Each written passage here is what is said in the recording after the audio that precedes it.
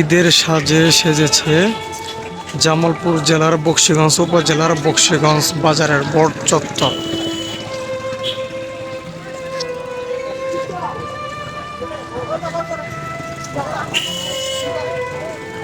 দেখতে পাচ্ছেন বকশীগঞ্জ উপজেলার বকশীগঞ্জ বাজারের সেই বট চত্বর, ঐতিহ্যবাহী বট চত্বর। এর সাজে অনেক সুন্দর দেখা যাচ্ছে। আজকে চাঁদ রাত,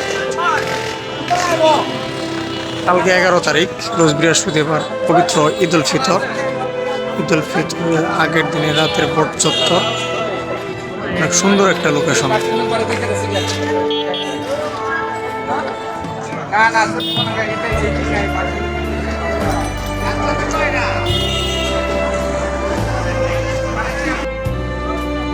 আমি মুরব্বীদের কাছে শুনেছি যে অনেক বছর আগে এখানে জায়গাতে, এই যেখানে বট গাছের চত্বরটি দেখতে পাচ্ছেন, এই জায়গাটিতে অনেকগুলা বট গাছ ছিল।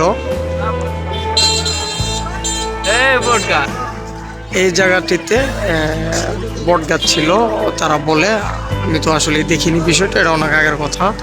তারপর 2018-19-এর দিকে, আমার টাইমটা শিওর মনে নেই, 2018-19-এর দিকে আমাদের বকশীগঞ্জ প্রথম পৌরসভা নির্বাচন, বকশীগঞ্জ প্রথম পৌরসভা অনুষ্ঠিত হওয়ার পর আমাদের বকশীগঞ্জ পৌরসভার প্রথম মেয়র আলহাজ নজরুল ইসলাম সওদাগর আঙ্কেল, ওনার তত্ত্বাবধানে এই কাজটি উনি সম্পন্ন করেন। ওনার তত্ত্বাবধানে এই জায়গাটিতে উনি চত্বর সিস্টেম করে বট গাছের একটি চত্বর স্থাপন করেছেন। এটার নাম দিয়েছেন সংক্ষেপে বট চত্বর। তো এই ছিল বট চত্বরের হিস্ট্রি, এর জন্য কি বট চত্বর বলা হয় বট গাছের।